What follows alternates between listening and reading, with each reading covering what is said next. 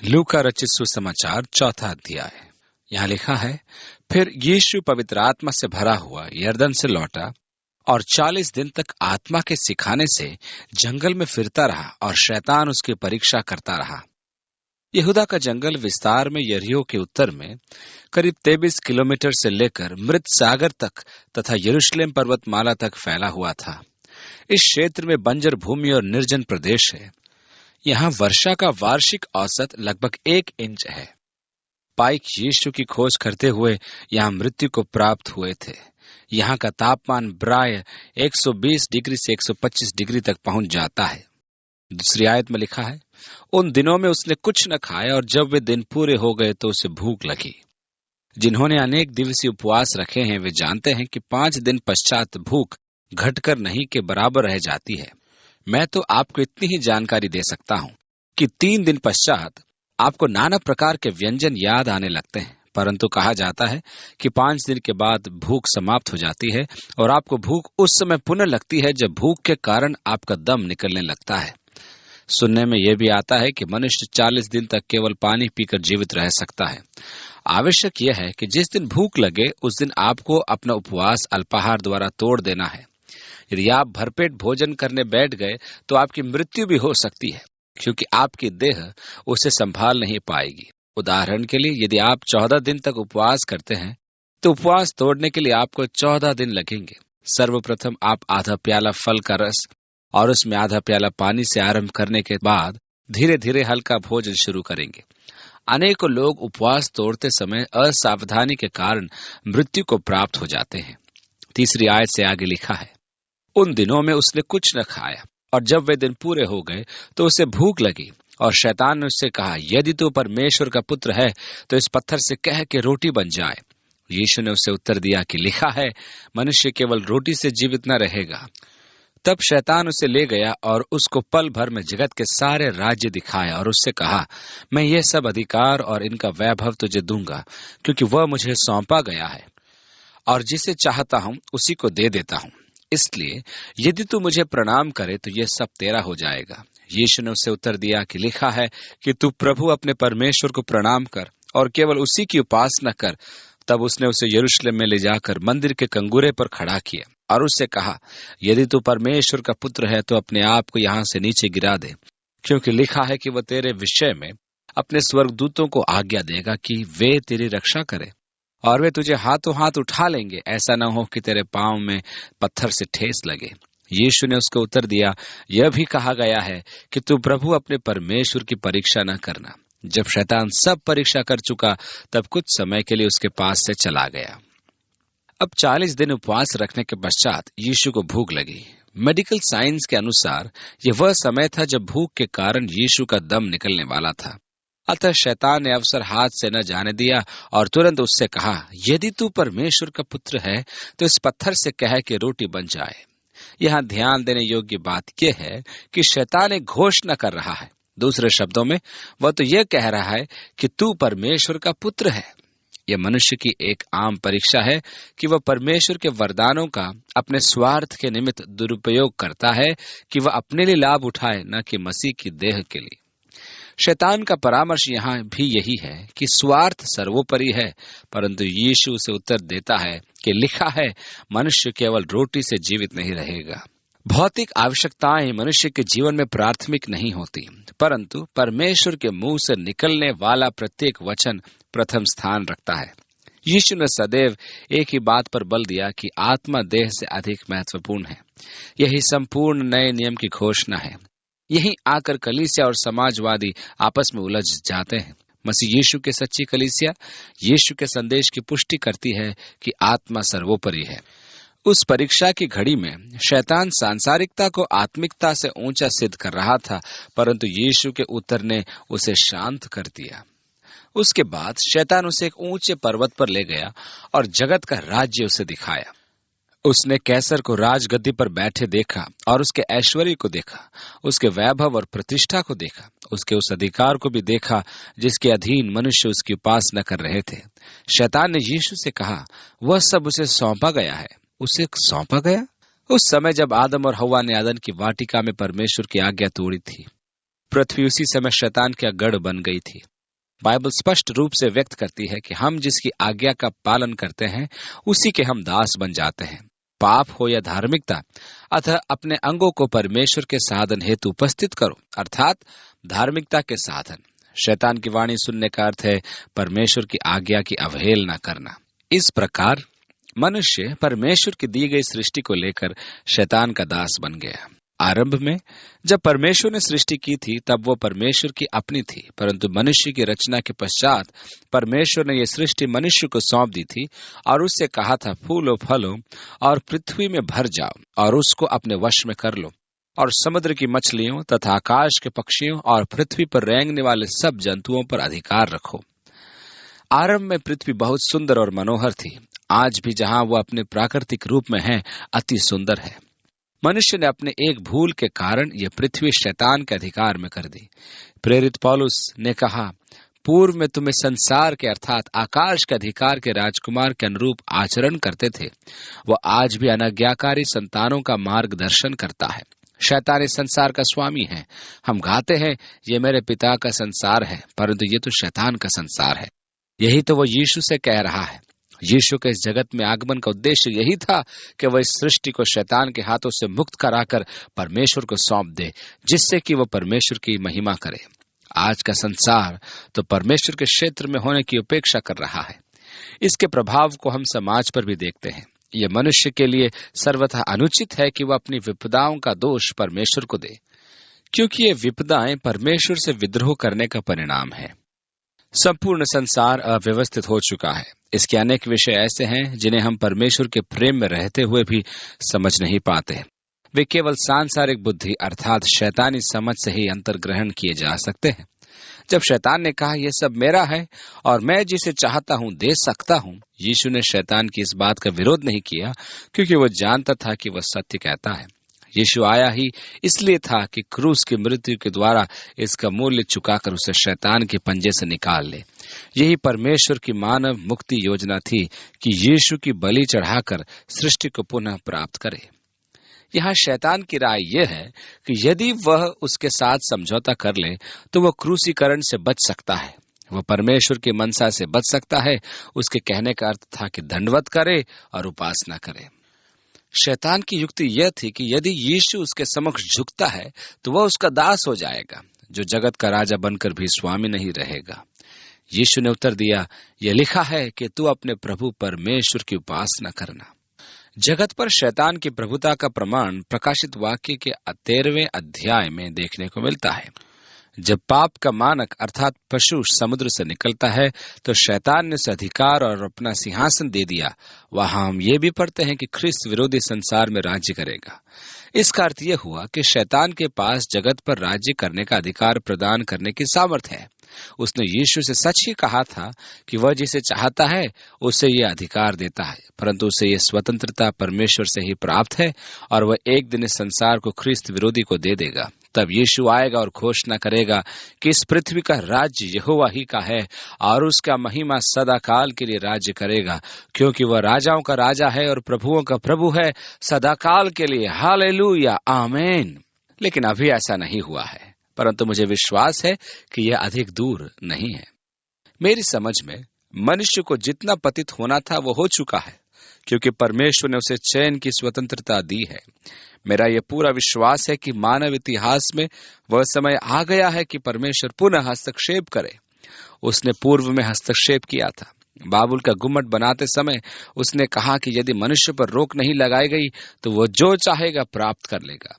आज हम फिर से विज्ञान के विकास के उस स्तर पर हैं। परमेश्वर ने नूह के समय में हस्तक्षेप किया था। उस युग में तंत्र मंत्र का ज्ञान अपने चरम सीमा पर था।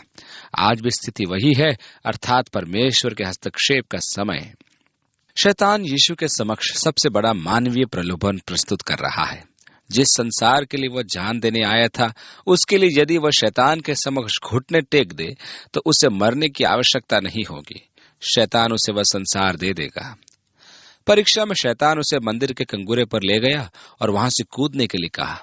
देखिए, शैतान भी धर्मशास्त्र का ज्ञाता है। परंतु वो उसके महत्वपूर्ण अंश अनदेखे कर देता है। यहाँ भी उसने धर्मशास्त्र का मुख्य अंश अनदेखा किया कि तुझे तेरे मार्गों में सुरक्षित रखेंगे। वचन का अर्थ विकृत करने में वो प्रवीण था। यीशु को प्रोत्साहित करने का शैतान का मुख्य उद्देश्य यह था कि जब वह ऐसा करेगा तो निश्चय ही परमेश्वर उसे जनसमूह के मध्य सुरक्षित पहुंचाएगा और संपूर्ण राज्य में मसीह के आगमन का समाचार व्याप्त हो जाएगा, जिसका परिणाम होगा उसकी समय से पूर्व मृत्यु। हमने मरकुस के सुसमाचार अध्ययन में देखा है कि यीशु ने कहा कि उस पर विश्वास करने वालों को यह अधिकार और सामर्थ्य दी जाएगी कि वे सांपों को उठाएंगे और यदि विष भी पी जाए तो हानि न उठाएंगे। यहाँ भी यीशु का यही वचन प्रासंगिक होता है, तू प्रभु अपने परमेश्वर की परीक्षा न करना। अपने विश्वास को या परमेश्वर की प्रतिज्ञा को सिद्ध करने के लिए जीवन को जानबूझकर संकट में न डालना कि लोग अचंभा करें। ये एकमात्र मूर्खता है। मैं ऐसे प्रचारकों को जानता हूं जिन्हें विषैले सर्पों ने काटा है और वे बच भी गए हैं। उन्होंने प्यास के कारण दूषित जल पिया परंतु हानि से बचे रहे। यदि नाटक रूप में ऐसा मूर्खता भरे काम किए जाएं तो यह परमेश्वर की परीक्षा करना है। शैतान अंत में वहां से चला गया परंतु वह फिर लौट कर आया था। 14वीं आयत में आगे लिखा है, फिर यीशु आत्मा की सामर्थ से भरा हुआ गलील को लौटा और उसकी चर्चा आसपास के सारे देश में फैल गई। इस अध्याय के आरंभ में हमने देखा कि यीशु पवित्र आत्मा से भरा हुआ और आत्मा की अगुवाई में जंगल में गया, परंतु अब वो आत्मा के सामर्थ्य से भरा हुआ गलील को लौटता है। इस प्रकार हम देखते हैं कि यीशु में आत्मा के 3 कार्य दिखाए गए हैं। पहला, यीशु आत्मा से भरा, दूसरा, आत्मा की अगुवाई में रहा तथा तीसरा, आत्मा के सामर्थ्य में लौटा। हम विश्वासियों को भी आत्मा से ये 3 वरदान प्राप्त है। पौलुस ने कहा, मदिरा से नहीं आत्मा से परिपूरित रहो। रोमियो 8 में पौलुस कहता है कि जितने भी परमेश्वर की अगुवाई में चलते हैं वे परमेश्वर की संतान हैं। और प्रेरितों के काम 1 अध्याय उसकी 8वीं आयत में यीशु ने शिष्यों से कहा, जब तुम पर पवित्र आत्मा आ जाएगा तब तुम सामर्थ पाओगे। 15वीं आयत में लिखा है, और वह उनके आराधनालयों में उपदेश करता रहा और सब उसकी बड़ाई करते थे। जोसेफुस के अनुसार, जो उस समय गलील का राज्यपाल था, उसके अधीन 204 नगर थे जिनमें प्रत्येक की जनसंख्या 10,000 से अधिक थी। इस प्रकार संभव है कि यीशु के समय में वहां की कुल जनसंख्या 30 लाख के लगभग रही होगी। आज संपूर्ण इजराइल की केवल 40 लाख जनसंख्या है, जिसमें से अधिकांश टेल अवीव और यरूशलेम में वास करते हैं। गलील एक ऐसा क्षेत्र है जहां मैं सहर्ष वास करूंगा, क्योंकि यदि संसार का कोई ऐसा भाग है जहां मैं रहने की कामना करूं तो वह है गलील सागर का तट। अति मनोरम क्षेत्र है। गर्मियों के मौसम में गर्मी तो होती है, परंतु वहां गलील सागर का आनंद लिया जा सकता है। गलील के विषय में एक कहावत है कि वहां एक संतान की देखरेख की अपेक्षा 10 टन फलों की फसल की देखरेख आसान है। और वह नासरत में आया जहां पाला पोसा गया था और अपनी रीति के अनुसार सब्त के दिन आराधनालय में जाकर पढ़ने के लिए खड़ा हुआ। अब वो अपने जन्म स्थान नासरत में आया। ये यहीं बड़ा हुआ था। उसने यहाँ 30 वर्ष व्यतीत किए थे। वहां तक बढ़ई का पुत्र कहलाता था। उसकी रीति के अनुसार वह सब्त के दिन आराधनालय में गया। वहां वह धर्मशास्त्र पढ़ने के लिए खड़ा हुआ। यशाया भविष्यद्वक्ता की पुस्तक उसे दी गई और उसने पुस्तक खोलकर वह जगह निकाली जहां यह लिखा था। यीशु ने अपना एक अभ्यास बना लिया था कि वह प्रत्येक सब्त के दिन आराधनालय में जाकर शिक्षा दे। उस युग में संपूर्ण धर्मशास्त्र कुंडली ग्रंथ होते थे जिन्हें आराधनालयों में सुरक्षित रखा जाता था और आराधना में उन्हें निकालकर और खोलकर पढ़ा जाता था। प्रत्येक दिन का एक विशेष धर्मशास्त्र का भाग होता था। यह प्रथा आज तक प्रचलित है। उन्होंने यीशु को यशाया का कुंडली ग्रंथ दिया कि वह उसमें से पढ़े। अतः उसने यशाया को खोलकर अध्याय 61 से पढ़ा, जहां लिखा है, प्रभु का आत्मा मुझ पर है, इसलिए कि उसने कंगालों को सुसमाचार सुनाने के लिए मेरा अभिषेक किया है और मुझे इसलिए भेजा है कि बंधुओं को छुटकारे का और अंधों को दृष्टि पाने का सुसमाचार प्रचार करूं और कुचले हुओं को छुड़ाऊं और प्रभु के प्रसन्न रहने के वर्ष का प्रचार करूं। तब उसने पुस्तक बंद करके सेवक के हाथ में दे दी और बैठ गया और आराधनालय के सब लोगों की आंख उस पर लगी थी। यीशु के बैठ जाने का आशय स्पष्ट था कि अब वह शिक्षा देगा। यह उनके रबियों की विशेष मुद्रा होती थी। उसने खड़े होकर यशाया से मसीहा के विषय में पढ़ा था यदि आप यशाया का संदर्भ देखेंगे तो पाएंगे यीशु ने बीच में ही पढ़ना रोक दिया था। उसने मसीह की सेवा को पूरा नहीं पढ़ा था, क्योंकि मसीह के 2 आगमन हैं।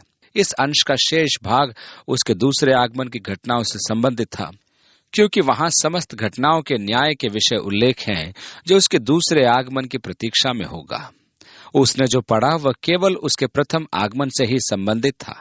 उसके काम अथवा प्रभु के प्रसन्न रहने के वर्ष का प्रचार करना अत्यधिक महत्वपूर्ण था।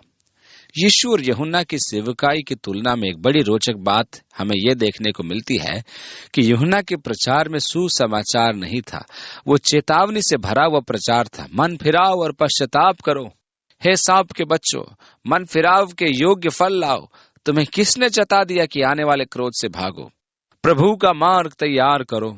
दूसरी ओर हम देखते हैं कि यीशु का काम सुसमाचार प्रसारण था, बंधुओं को छुटकारे का और अंधों को दृष्टि पाने का सुसमाचार प्रचार करने और कुचले हुओं को छुड़ाने का और प्रभु के प्रसन्न रहने के वर्ष का प्रचार करने का।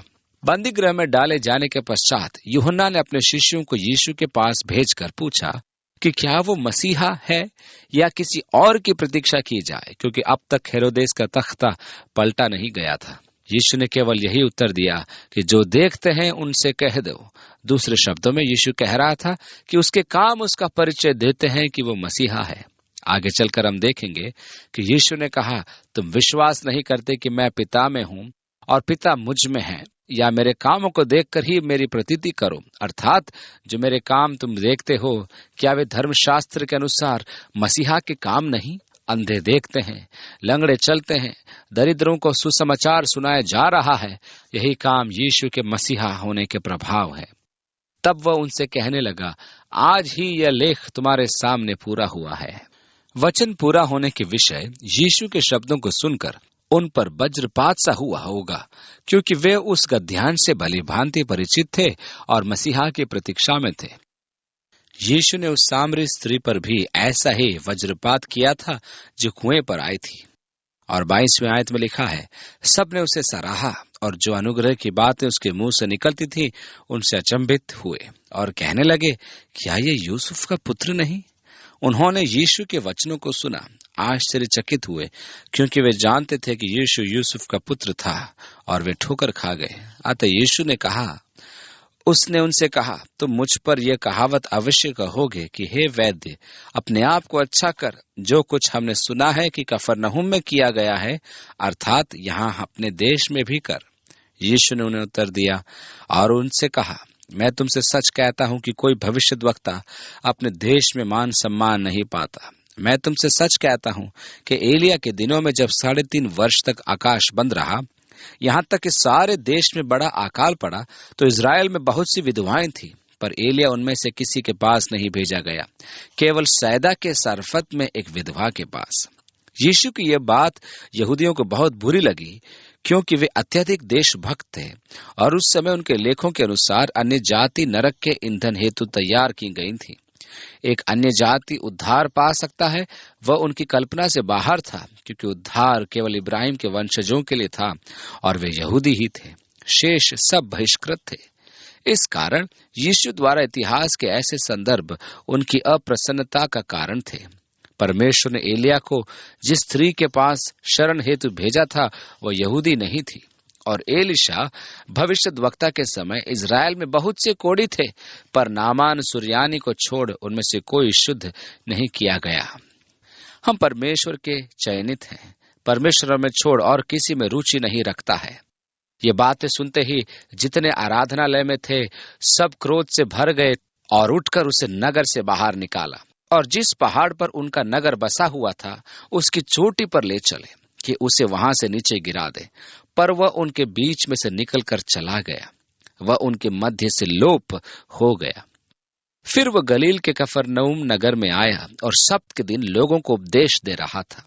वे उसके उपदेश से चकित हो गए, क्योंकि उसका वचन अधिकार सहित था।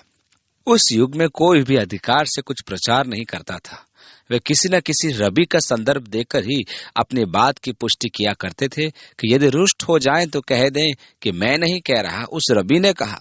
परंतु यीशु सदैव कहता था, तुमने सुना होगा, और फिर कहता था, परंतु मैं तुमसे कहता हूं। किसी गुरु को ऐसा अधिकार से शिक्षा देते उन्होंने कभी नहीं देखा था। ये उनके लिए एक नई बात थी। आराधनालय में एक मनुष्य था जिसमें अशुद्ध आत्मा थी। वो ऊंच शब्द से चिल्ला उठा, हे यीशु नासरी, हमें तुझसे क्या काम? क्या तू हमें नाश करने आया है? मैं तुझे जानता हूं कि तू कौन है। तू परमेश्वर का पवित्र जन है। यीशु ने उसे डांट कर कहा, चुप रह और उसमें से निकल जा। तब दुष्ट आत्मा उसे बीच में से पटक कर बिना हानि पहुंचाए उसमें से निकल गई। इस पर सबको अचंभा हुआ और वे आपस में बातें करके कहने लगे, ये कैसा वचन है कि वह अधिकार और सामर्थ्य के साथ अशुद्ध आत्माओं को आज्ञा देता है और वे निकल जाती हैं। उस युग में भूत निकालने के लिए विस्तृत औपचारिकताएं होती थी, जिसमें भूतग्रस्त व्यक्ति को घूरना और जाने क्या क्या तौर तरीके की भूत निष्कासन तरीके होते थे। लोग अचंभा करते थे कि यीशु को कैसा अधिकार प्राप्त है कि उसके शब्द ही से दुष्ट आत्माएं निकल जाती है। वह आराधनालय में से उठकर शमौन के घर में गया और शमौन की सास को ज्वर चढ़ा हुआ था और उन्होंने उसके लिए उससे विनती की। उससे उसके निकट खड़े होकर ज्वर को डांटा और वह उस पर से उतर गया और वह तुरंत उठकर उनकी सेवा टहल करने लगी।